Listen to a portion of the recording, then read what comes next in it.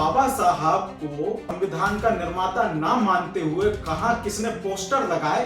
क्या आप जानते हैं कि बाबा साहब भीमराव अंबेडकर की एक मूर्ति अमेरिका के वॉशिंगटन डीसी में लगी है और ये मूर्ति कितने समय से लगी है, कब लगी है, इस पर तो वीडियो के एंड में चर्चा करेंगे।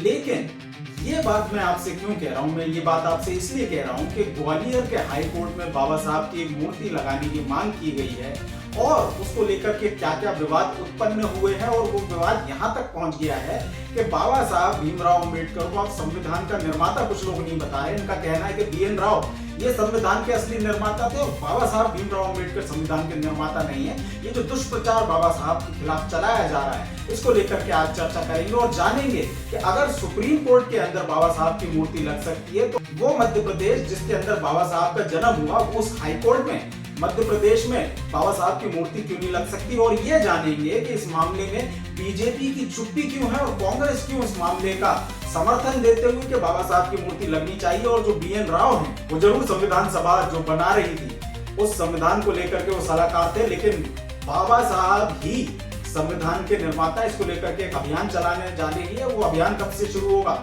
इस पर भी चर्चा करते हैं।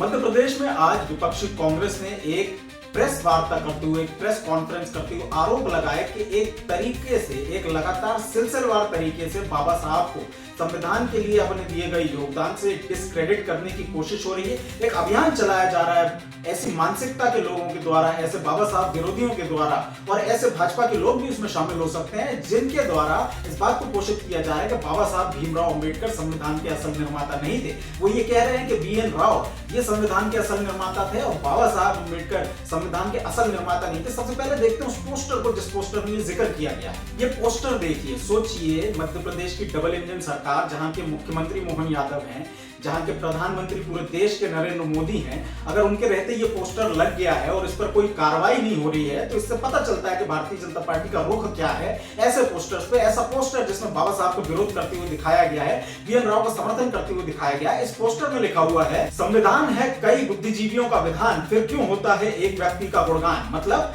ये जो लोग जिन्होंने पोस्टर लगाया है उन्हें इस बात से आपत्ति है कि बाबा साहब का जो गुणगान है वो क्यों होता है। उनका यह मानना है कि इस संविधान में कई लोगों का योगदान है, BN राव भी इसमें से एक थे। तो उन लोगों से जिन्होंने ये पोस्टर लगाया है उनसे एक सवाल है, अगर आपका मानना है संविधान में कई बुद्धिजीवियों का विधान है तो उसमें बाबा साहब का नाम यदि आप हटवाना चाहते हैं तो उसमें कई बुद्धिजीवियों के फोटो क्यों नहीं लगाया आपने? आप केवल एक BN राव का फोटो क्यों लगा रहे हैं? इस बात का जवाब आपको देना चाहिए।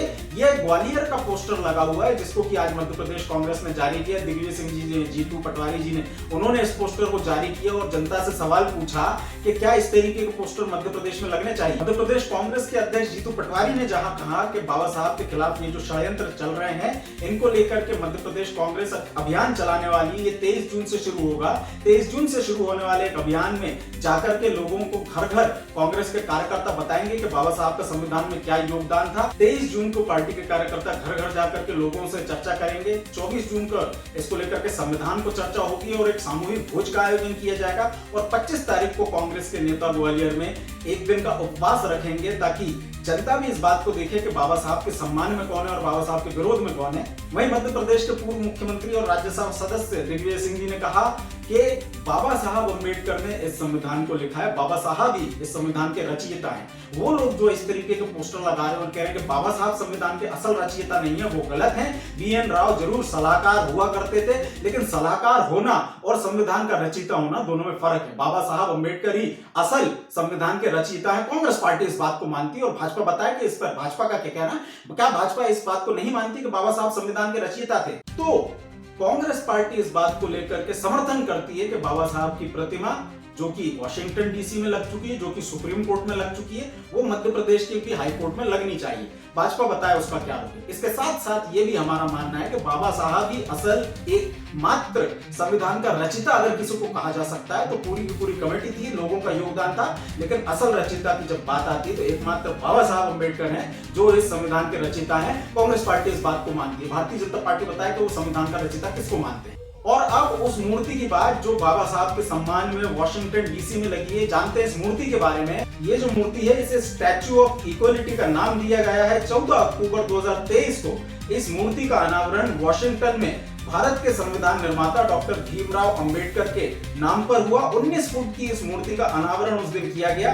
अंबेडकर की प्रतिमा को मूर्तिकार राम सुतार ने बनाया और ये बाबा साहब की मूर्ति वाशिंगटन डीसी के उपनगर मैरीलैंड में स्थापित की गई है। तो यदि आप भी चाहते हैं कि बाबा साहब की मूर्ति ग्वालियर हाईकोर्ट में और बाबा साहब ही इस संविधान के रचयिता हैं, तो कांग्रेस के इस आंदोलन में जुड़िए।